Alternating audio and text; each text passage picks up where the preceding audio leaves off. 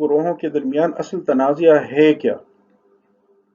مسائل کی جڑ میں جائیں تو وہ قانون اور اخلاق کا آپس میں تعلق ہے کہ یہ قانون فطرت کو ماننے والے اور یہ وضعیت پسند اصل میں اس مسئلے پر یوں کہیں کہ باہم تنازع میں مبتلا ہیں کہ کیا قانون اور اخلاق کا آپس میں کوئی لازمی تعلق ہے اس نوعیت کا کہ کیا ہر غیر اخلاقی کام غیر قانونی بھی ہوتا ہے یا ہونا چاہیے؟ کیا اخلاقی طور پر کوئی کام اگر ضروری ہے تو قانونی طور پر بھی اسے واجب قرار دینا چاہیے یا وہ قانونی طور پر بھی واجب ہوتا ہے؟ اس سے آگے جا کر پھر اس سوال پر بھی یہ لوگ بحث کرتے ہیں کہ اخلاقیات ہیں کیا؟ اخلاق کہتے کسے ہیں؟ کون سا کام اچھا ہے؟ کون سا برا ہے؟ اچھائی برائی کیا یہ افعال کی ذاتی خصوصیات ہیں جیسے ہمارے ہاں حسن و قبح کی بحث پائی جاتی ہے اصول میں بھی کلام میں بھی؟ جھوٹ برا کام ہے، سچ کہنا اچھی بات ہے، کیا ہمیشہ سچ کہنا ہی اچھا ہوتا ہے؟ کیا ہمیشہ جھوٹ بولنا ہی برا ہوتا ہے؟ کیا یہ ان کی ذاتی خصوصیات ہیں؟ کیا انہیں عقل سے کسی فعل کی اچھائی برائی کو عقل سے معلوم کیا جا سکتا ہے؟ اگر اس کی ذاتی خصوصیت ہے تو پھر اسے عقل سے معلوم کرنے کا سوال تو اٹھتا ہے، لیکن اگر کوئی کام بنفسی ہی بعینی ہی بذاتی ہی اچھا یا برا ہے ہی نہیں تو پھر اس کے بارے میں عقل کے ذریعے معلوم ہونے یا نہ ہونے کا کیا سوال؟ اس لیے یہ سوال بھی یہاں زیر بحث آتا ہے کہ کیا خیر و شر کے کچھ آفاقی تصورات بھی ہیں؟ وضعیت پسند کہتے ہیں کہ جو اخلاقیات ہیں یہ ریلیٹو ہیں، اضافی ہیں، نسبتی ہیں۔ کسی کام کو ایک علاقے کے لوگ برا کہتے ہیں، دوسرے علاقے کے لوگ اچھا کہتے ہیں، ایک معاشرے میں اسے اچھا سمجھا جاتا ہے، دوسرے معاشرے میں برا سمجھا جاتا ہے، ایک زمانے میں اچھا سمجھا جاتا ہے، دوسرے زمانے میں برا سمجھا جاتا ہے۔ گویا یہ ایک فرد سے دوسرے فرد تک، ایک وقت سے دوسرے وقت تک، ایک جگہ سے دوسری جگہ تک اس میں اختلاف ہوتا ہے۔ اس لیے کوئی مطلق خیر یا مطلق شر نام کی کوئی چیز ہے ہی نہیں۔ یہ وہی سوفسطائیہ کا نظریہ ہے جو جدید صورت میں وضعیت پسندوں نے ہمارے سامنے رکھا ہے۔ اب ہم پہلے قانون فطرت کے ماننے والوں پر تھوڑی گفتگو کرتے ہیں کہ ان کا نظریہ کیا ہے۔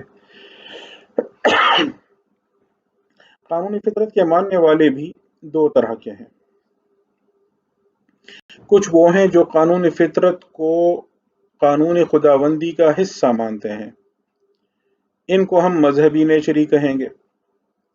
ان کا کہنا یہ ہے کہ خدا تعالی نے انسان کو راستہ دکھانے کے لیے، اچھائی برائی سمجھانے کے لیے انبیاء کا سلسلہ بھی جاری رکھا، وحی کا سلسلہ جاری رکھا، اور جو کام ایسے ہیں جن کی اچھائی یا برائی انسانی عقل سے معلوم نہیں ہو سکتی تھی یا جس میں غلطی کا ٹھوکر کھانے کا احتمال ہو سکتا تھا، تو وہ نبیوں کے ذریعے، وحی کے ذریعے، صحائف کے ذریعے انسان کو اس پر رہنمائی دی گئی، ان امور پر رہنمائی دی گئی۔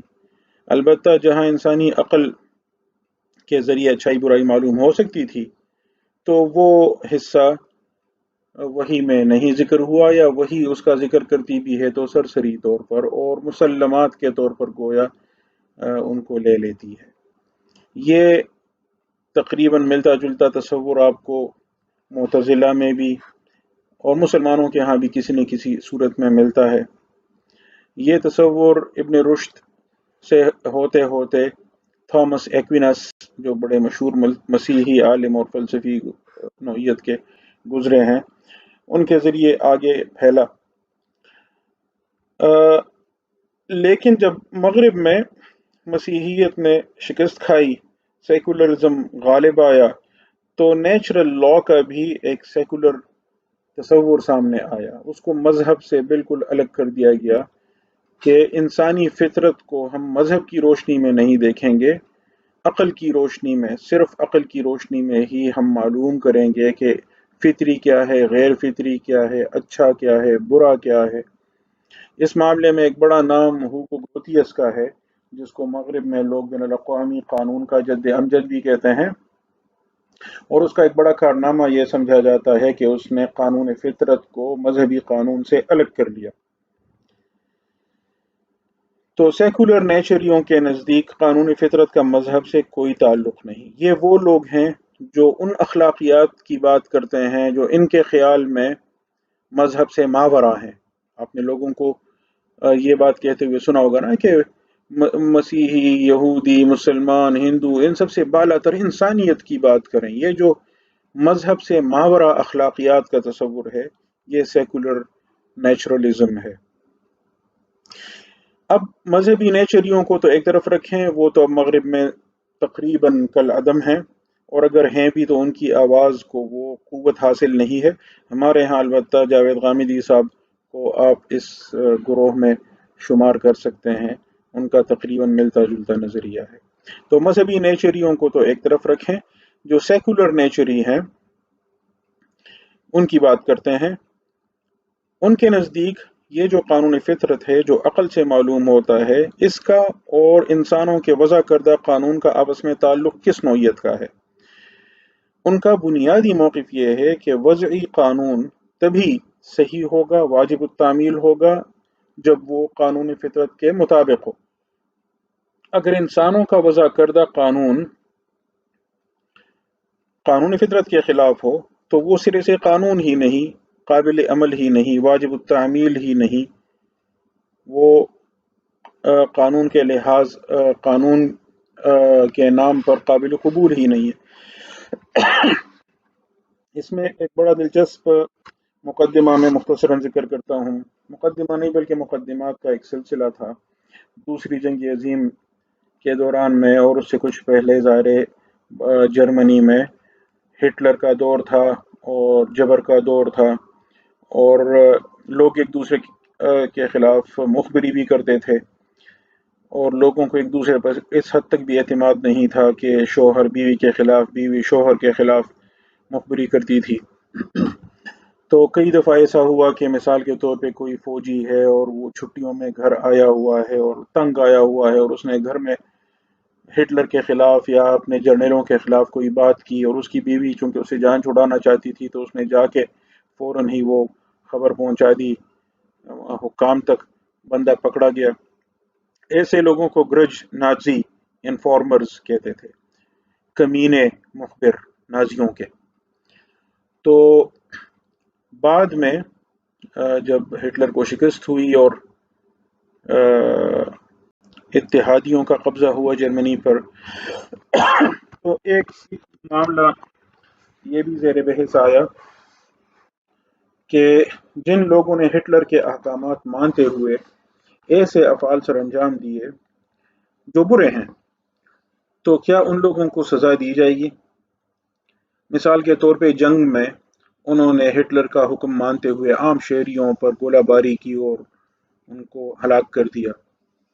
تو اب ان کی جانب سے دفاع یہ تھا، جو نورمبرگ میں مقدمات چلے ان نازی فوجی افسروں پر، تو ان کی جانب سے عام طور پر ایک عذر یہ پیش کیا گیا کہ ہم تو حکم کے غلام تھے اور ہم تو قانون کے پابند تھے، قانون کی روح سے ہم پر لازم تھا کہ ہم حکومت کے احکامات کی تعمیل کریں، تو ہمیں سزا کیوں دی جا رہی ہے؟ سزا تو قانون کی خلاف ورزی پر دی جاتی ہے، نہ کہ قانون کی پابندی پر۔ اس تناظر میں ایک یوں کہیں مناظرہ کہیں، ایک مباحثہ کہیں، ایک مکالمہ کہیں، وہ وضعیت پسندوں اور قانون فطرت کے ماننے والوں کے درمیان ہوا۔ وضعیت پسندوں کی جانب سے یوں کہیں ایک بڑا نام HLA ہارٹ کا تھا، آگے اس کا ذکر میں مزید بھی کروں گا، آکسفورڈ یونیورسٹی میں پروفیسر تھا جورسپروڈنس کا۔ اور قانون فطرت کے ماننے والوں میں ایک بڑا نام فلر کا تھا، اس کو ہارٹ فلر ڈیبیٹ کہتے ہیں، ہارٹ اور فلر کا مناظرہ۔ تو اس میں قانون فطرت کے ماننے والوں کی جانب سے موقف یہ پیش کیا گیا کہ جن لوگوں نے اس طرح کے برے کام کیے ان کا یہ عذر قابل قبول ہی نہیں ہے کہ ہم تو قانون کی پابندی کرتے تھے. بھئی وہ قانون ہی غلط تھا جو آپ کو غلط کام کرنے کا حکم دیتا تھا. اور وہ غلط کام غلط کیوں تھا؟ کیونکہ عقل و فطرت کی روشنی میں وہ غلط کام تھا. اگر بیوی شوہر کے خلاف مخبری کر رہی ہے، شوہر بیوی کے خلاف مخبری کر رہا ہے، یہ ہے ہی برا کام. قانون آپ کو مجبور کر رہا ہے، وہ قانون ہی غلط ہے. تو اس قانون کی پابندی آپ پر لازم نہیں تھی. وضعیت پسند کہتے ہیں کہ قانون کا اخلاقی برائی یا اچھائی سے کوئی تعلق ہی نہیں ہے. یہ سوال ہی غلط ہے کہ قانون اخلاقاً صحیح ہے یا غلط ہے، برا ہے یا اچھا ہے. قانون قانون ہے. آپ اخلاقی طور پر اسے اچھا سمجھتے ہوں یا برا سمجھتے ہوں، قانون کی پابندی آپ پر لازم ہے. اب ان لوگوں کے بارے میں وضعیت پسندوں کا موقف کیا تھا اور ان کے خیال میں اس مسئلے کا حل کیا تھا، وہ آگے جب ہم ایچ ایل اے ہارٹ کی بات کریں گے وہاں میں دوبارہ اس طرف آؤں گا انشاءاللہ.